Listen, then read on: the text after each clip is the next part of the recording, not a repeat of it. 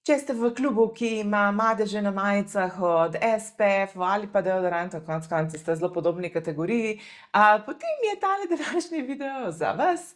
Kot nekdo, ki že več kot 2 desetletji redno uporablja SPF, imam zelo veliko izkušenj na tem področju, kljub temu, da nimam izobrazbe z tega področja. Tako da bi danes šli, kaj ne narediti, pa kaj je zelo dobrodošlo. Ena izmed glavnih, prvih, najpomembnejših stvari je ne izpostavljati madeža toploti, dokler ga ne odstranite. Zdaj, to je čisto vse.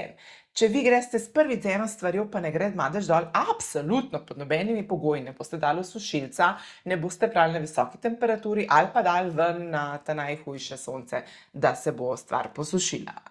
Ker ko enkrat se ta madež zapeče notri, mislim, da je vrkina dejansko edina stvar, ki bo to spravila ven. Tako da temu se res izogibamo. To je en velik no.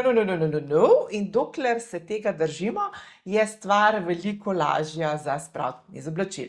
Zdaj, druga stvar, ki jo morate vedeti, in je ena izmed stvari, ki si jih je res fajn zapomniti, je, eden SPF bo na različnih majicah ali pa oblačilih, karkoli že, povzročil ali pa ne povzročil madež. Lahko imate eno kapico, ki jo bo zabarval, pa eno majico, ki jo ne bo zabarval. Tako da, te kombinacije so zelo pomembne, ker ne bo eno in isto čistilo vse te stvari uspelo očistiti. Zato imam jaz vedno v svojem arsenalu več čistil in potem probam z različnimi. Če ne gre s prvim, probam z drugim, dokler je stvar še mokra in če jaz še enkrat operem. Če ni šlo, probam s tretjo stvarjo, načeloma v tem primeru tretjič bo že vse šlo ven. Jaz nimam ene stvari, ki bi ostala zabarvana, pod pogojem, da nisem zapekla, vsi vemo, da govorim iz lastnih izkušenj. Jaz sem že bedarijo naredila, ni treba, da je še vi. Tako da, dokler se stvar ne zapeče, se da praktično vse madeže ven iz teh oblačil spraviti ven. Tako da, prva stvar. Smo ravno imeli na Instagramu debato in je bil prvi predlog, da uporabite detergent za pranje posode. Pri meni ta pot ne bo nikoli uspešna, zaradi tega, ker so moji detergenti za pranje posode namenjeni dermatitični koži in to ne gre pač res nič ven. Druga stvar, ki jo imate že mogoče doma, so razmaščevalci ali tipa Meglio. Nekateri SPF-i ali pa deodoranti bodo šli s tem ven in bo madež izginil. Morate pa vedeti, da je velika verjetnost, da tudi ne bo šel, kar je odvisno, kako je zreagiral ta SPF z oblačilom, s to tkanino. Tako da, to sta dve stvari, ki jih imate doma, pa pač probate, pa vidite, ali gre ali ne gre.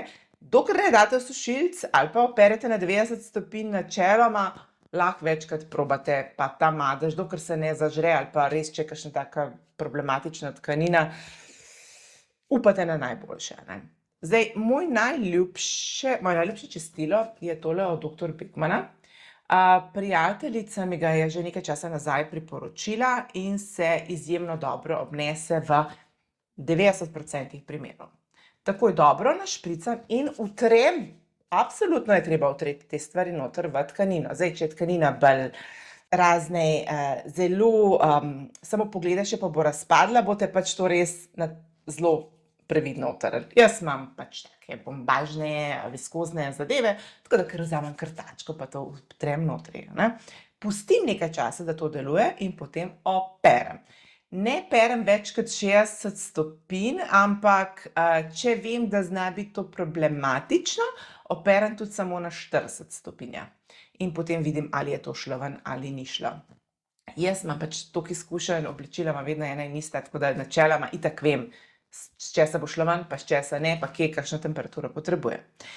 So madeži, ki spremenijo barvo na tako oranžkasto rumeno, tako zelo barva, ki je ne morete faliti.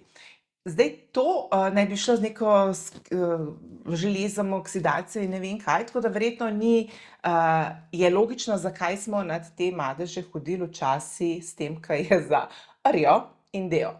Zdaj, ali zagovorimo za SPF ali pa za Deo madeže, jaz bom imela isti postopek, zaradi tega, ker načeloma se te madeži pač enako obnašajo. Tako da, če pridem do unga zabarvanja, to znajo biti tudi kakšne make-up madeži, ker imamo železove okside noter in obarvane SPF-ji, tako kot recimo danes, ali pa pudri in podobno, se znajo čisto v isti kategoriji znajdeti, ne. Tako da v tem primeru sem jaz šla včasih s tem. Zakaj pravim včasih? Zaradi tega, ker sem letos našla na policah ta izdelek, pa nisem ga še probala, tako da ne morem še nič poročati, ampak če se dobro obnese, pač imam rajši šprico pa ta veliko embalažo kot pa ta malo, ne. Tako da bomo videli, kako bo, ne. Ampak v vsakem primeru, če grem skozi. Najprej bom dobro pošpricala, utrla noter, majčkeno pustila in potem oprala. Temperatura dostikrat bo pri meni 50, zaradi tega, ker se mi že 40 premalo, 60 preveč. Imam pa gel od Persila, se mi zdi, ke je zelo dober pri teh madežih, no, tako da bom tako rekla. To je moj postopek, s katerim zdaj recimo se barvam s kombinacijo Kane in Indigo in se mi je zadnjič po beli majici spustil lepo ta kombinacija po hrbtu in je bil ves rjav.